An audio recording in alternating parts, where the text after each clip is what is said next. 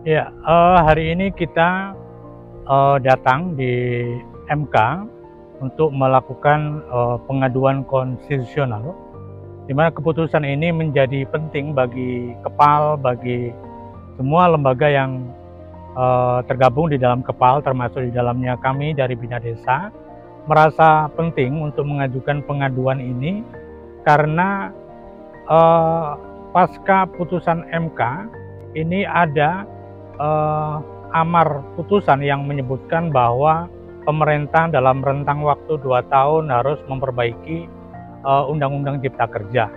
Kemudian juga tidak boleh kemudian menerbitkan kebijakan-kebijakan yang disandarkan pada undang-undang yang dalam proses perbaikan ini. Begitu juga melakukan kegiatan-kegiatan atau aktivitas-aktivitas yang bersifat strategis dan berdampak luas yang dilakukan oleh pemerintah. Ini merupakan keputusan dari MK yang harus dikawal, dijaga oleh kita semua, termasuk dari KEPAL dan kawan-kawan jaringan yang ada di dalam lingkungan KEPAL. Karena itu kita datang hari ini adalah dalam rangka untuk melakukan pengaduan, karena kita melihat ada indikasi-indikasi pelanggaran yang dilakukan oleh pemerintah terkait dengan amar putusan MK tadi itu.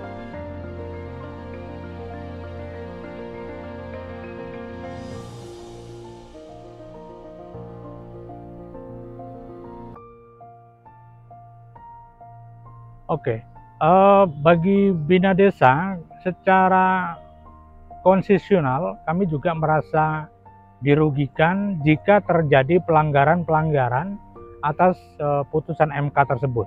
Putusan MK tersebut harus kita hormati, kita junjung tinggi, karena kita adalah masyarakat yang tunduk pada aturan hukum yang berlaku di Indonesia.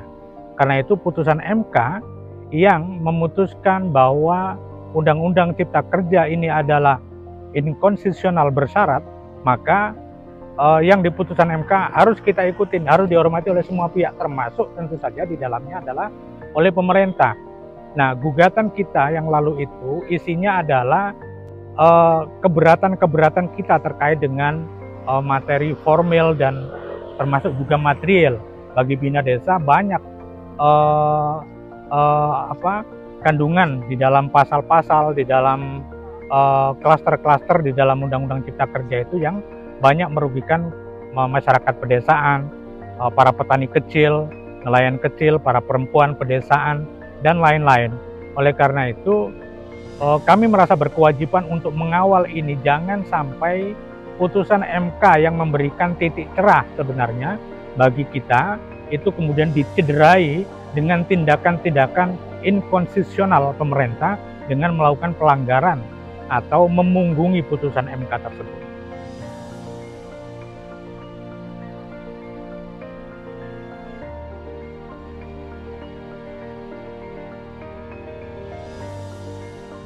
Ya, kami berharap Mahkamah Konstitusi dapat menerima aduan konstitusional kami ini, agar kemudian proses ini juga menjadi bagian dari upaya menghormati tata aturan hukum di Indonesia.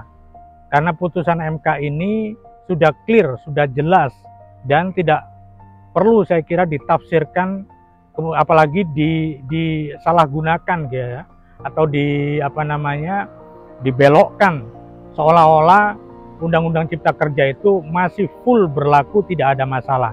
Tidak, keputusan sudah jelas bahwa undang-undang ini adalah inkonstitusional, hanya saja ada bersyaratnya. Lah bersyaratnya itu dalam rentang waktu 2 tahun diperbaiki. Nah, dalam rentang waktu 2 tahun itulah sesuai dengan amar putusan MK, nggak boleh bikin putusan-keputusan yang sifatnya strategis atau melaksanakan program-program nasional atau program-program pemerintah yang mengacu pada Undang-Undang Cipta Kerja atau mengeluarkan ya PP atau aturan-aturan yang bersandar pada Undang-Undang Cipta Kerja itu.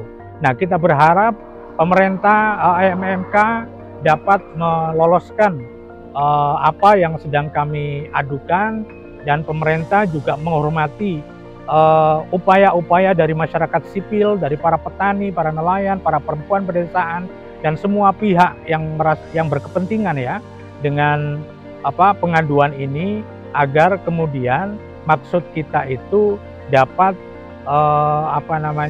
memberikan ruang yang lebih baik bagi perbaikan Undang-Undang Cipta Kerja.